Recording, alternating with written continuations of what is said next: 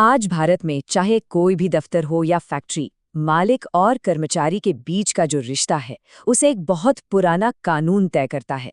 तो आज हम इसी कानून यानी इंडस्ट्रियल डिस्प्यूट्स एक्ट 1947 की एक-एक परत को खोलकर समझेंगे।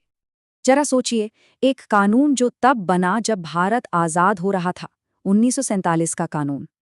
और वही कानून आज भी, इतने साल बाद, देश के लाखों वर्कप्लेसेस को, दफ्तरों और फैक्ट्रियों को कंट्रोल करता है। तो सवाल ये उठता है कि भाई ये कानून आखिर काम कैसे करता है? और शायद उससे भी बड़ा सवाल कि क्या 75 साल से भी ज्यादा पुराना ये ढांचा आज की तेजी से बदलती इकोनॉमी के लिए फिट बैठता भी है? चलिए इसी का पता लगाते हैं। तो आज हम क्या क्या देखने वाले हैं। सबसे पहले तो ये कि ये कानून बना ही क्यों, फिर इसकी कुछ खास परिभाषाओं को समझेंगे, मतलब कौन इसके दायरे में आता है और कौन नहीं। फिर देखेंगे कि झगड़े सुलझाने का इसका पूरा सिस्टम क्या है। हड़ताल और छटनी जैसे जो बड़े मुद्दे हैं उनके नियमों पर भी बात करेंगे। और आखिर में इसका एक क्रिटिकल असेसमेंट करेंगे कि क्या इसमें अब सुधार की गुंजाइश है। तो चलिए शुरू करते हैं पहले सवाल से। ये कानून आखिर आया कहाँ से? इसकी कहानी शुरू होती है ब्रिटिश राज के दौर से। देखिए, अगर हम इतिहास में झांकें तो 1860 के कानून तो साफ साफ मालिकों के पक्ष में थे। फिर 1929 में जाकर पहली बार सुलह यानी बातचीत से मामला निपटाने की बात शुरू हुई। और फिर आया वर्ल्ड वॉर का दौर। तब तो सरकार ने हड़तालों को रोकने के लिए खास शक्तियां अपने हाथ में ले लीं। तो जब 1947 का ये एक्ट बना ना, तो इसने इन पुरानी चीजों को तो लिया ही, पर एक बहुत बड़ी गेम चेंजिंग चीज जोड़ दी, कंपल्सरी एजुडिकेशन। मतलब अब सरकार किसी भी झगड़े में दखल दे सकती थी और एक ऐसा फैसला सुना सकती थी जो दोनों पार्टियों को मानना ही पड़ेगा। ऐसा क्यों किया गया? ताकि जो नया नया आजाद देश है वहां इंडस्ट्री में शांति बनी रहे। तो फिर इस कानून का असल मकसद क्या था? आप इसे एक तरह का शांति समझौता समझ सकते हैं। इसका मेन गोल था मालिकों और कर्मचारियों के बीच दोस्ती बनाए रखना, झगड़ों को सुलझाना, जो गैर कानूनी हड़तालें और तालाबंदी हैं उन्हें रोकना, और सबसे जरूरी, दोनों पार्टियों को बातचीत की टेबल पर लेकर आना। ठीक है, मकसद तो समझ आ गया, पर ये कानून लागू किस किस पर होता है?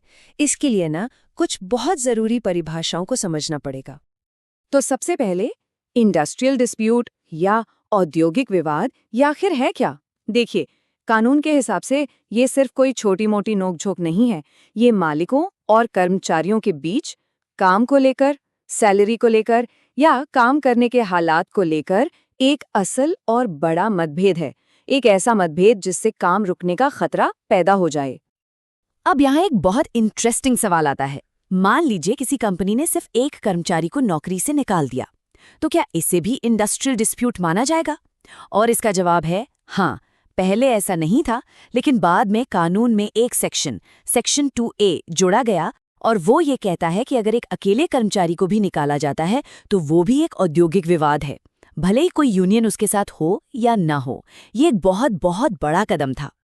तो फिर अगला सवाल, ये कानून प्रोटेक्ट किसे करता है? यानी वर्कमैन या कर्मकार कौन है? तो इसमें लगभग हर तरह के कर्मचारी आ जाते हैं, जो हाथ से काम करते हैं, जो स्किल्ड हैं, टेक्निकल काम करते हैं या क्लेरिकल काम, वो सब। पर हाँ, कुछ लोग इससे बाहर हैं, जैसे कि जो आर्मी, पुलिस या जेल में काम करते हैं, और वो लोग भी जो मैनेजर या एडमिनिस्ट्रेटिव रोल में हैं। और इंडस्ट्री की परिभाषा तो भाई बहुत ही वाइड है। सुप्रीम कोर्ट के हिसाब से कोई भी ऐसी एक्टिविटी जहां मालिक और कर्मचारी मिलकर कुछ बना रहे हैं या कोई सर्विस दे रहे हैं, वो इंडस्ट्री है। इससे कोई फर्क नहीं पड़ता कि वो प्रॉफिट कमा रहे हैं या नहीं। बस कुछ सरकारी काम जिन्हें सॉवरेन फंक्शंस कहते हैं, जैसे कि देश की रक्षा या कोर्ट कचहरी, वो इसमें नहीं आते। तो अब जब कोई विवाद हो जाता है तो उसे सुलझाया कैसे जाता है? इसके लिए इस कानून के तहत एक पूरा सिस्टम, एक पूरी मशीनरी बनाई गई है। इस सिस्टम में कई लेवल्स हैं। बड़ी कंपनियों में जहां 100 से ज्यादा लोग काम करते हैं, वहां एक वर्क्स कमेटी होती है जिसका काम है आपस में बातचीत से माहौल ठीक रखना। फिर आते हैं कंसिलिएशन ऑफिसर, जो एक तरह से मीडिएटर का काम करते हैं। अगर यहाँ भी बात नहीं बनती तो मामला जाता है लेबर कोर्ट या इंडस्ट्रियल ट्रिब्यूनल के पास। ये कोर्ट्स फिर बर्खास्तगी, सैलरी, बोनस जैसे मामलों पर फैसला सुनाते हैं। और हाँ, अगर कोई मामला पूरे देश के लिए जरूरी हो तो उसके लिए एक नेशनल ट्रिब्यूनल भी है। तो एक झगड़े का सफर आमतौर पर कैसा होता है? स्टेप 1, कंपनी के अंदर ही शिकायत सुलझाने की कोशिश होती है। स्टेप 2, मामला जाता है कंसिलिएशन ऑफिसर के पास जो मध्यस्थता कराते हैं। अगर ये दोनों कोशिशें फेल हो जाती हैं तो आता है स्टेप 3, और ये बहुत जरूरी है। सरकार ये फैसला लेती है कि केस को आगे कोर्ट में भेजना है या नहीं। अगर हाँ, तो फिर आता है स्टेप 4, एडजुडिकेशन, यानी लेबर कोर्ट या ट्रिब्यूनल में सुनवाई होती है। और आखिर में आता है स्टेप 5, अवार्ड, जो कि कोर्ट का फाइनल बाइंडिंग फैसला होता है।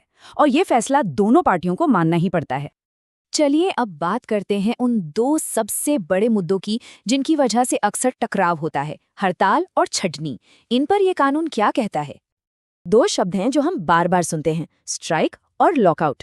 स्ट्राइक यानी हड़ताल, ये तो सिंपल है, जब कर्मचारी मिलकर काम करना बंद कर देते हैं। और लॉकआउट यानी तालाबंदी, इसका उल्टा है, जब मालिक खुद ही फैक्ट्री या ऑफिस पर ताला लगा दे। अब यहाँ एक नंबर आता है जो सब कुछ बदल देता है, और वो नंबर है 100।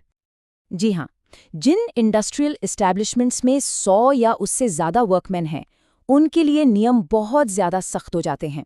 इन बड़ी कंपनियों को अगर किसी को नौकरी से निकालना है, जिसे रिट्रेंचमेंट कहते हैं, या फिर ले ऑफ करना है, या फिर पूरी की पूरी यूनिट ही बंद करनी है, तो उन्हें पहले सरकार से परमिशन लेनी पड़ती है। और ये परमिशन मिलना आसान नहीं होता। बिना परमिशन के किया गया कोई भी ऐसा एक्शन गैर कानूनी माना जाता है। और यही वो नियम है जिस पर सबसे ज्यादा बहस होती है। तो अब तक हमने ये समझ लिया कि कानून कहता क्या है, पर असली सवाल तो ये है कि जमीन पर ये कितना कारगर है। चलिए अब इसका एक क्रिटिकल असेसमेंट करते हैं, इसकी ताकत और कमजोरियां दोनों देखते हैं। इस कानून की कई वजहों से आलोचना भी होती है। सबसे पहला पॉइंट ये उठाया जाता है कि इसमें सरकार का दखल बहुत ज्यादा है, जिससे राजनीतिक असर की गुंजाइश बनी रहती है।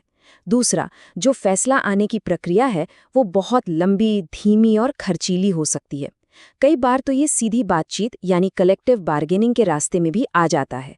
और एक तर्क ये भी दिया जाता है कि ये कर्मचारियों को ज़रूरत से ज़्यादा प्रोटेक्शन देता है, जिससे कभी-कभी अनुशासनहीनता बढ़ती है। तो इतनी सारी बातों के बाद सवाल उठता है कि आगे का रास्ता क्या है? 1947 के इस कानून को 21वीं सदी के हिसाब से कैसे बदला जाए? इस पर जो नेशनल कमीशन ऑन लेबर बनी, उसने कुछ बड़ी सिफारिशें दी थी, जैसे कि परमानेंट इंडस्ट्रियल रिलेशंस कमीशन बनाए जाएं, सरकार के दखल से ज्यादा जोर सीधी बातचीत यानी कलेक्टिव बार्गेनिंग पर दिया जाए, ऐसे लेबर कोर्ट्स हों जो सिर्फ फैसलों को लागू करवाने का काम तेजी से करें, और मालिकों को मिसकंडक्ट के मामलों में थोड़ी और आज़ादी मिले, लेकिन एक फेयर प्रोसेस के साथ। और यहीं आकर हम आज के सबसे बड़े सवाल पर रुकते हैं कि एक मॉडर्न इकोनॉमी के लिए वर्कर की प्रोटेक्शन और इंडस्ट्री की फ्लेक्सिबिलिटी, इन दोनों के बीच वो सही बैलेंस, वो सही संतुलन आखिर क्या है? इसी सवाल के जवाब पर भारत का आने वाला औद्योगिक भविष्य टिका हुआ है।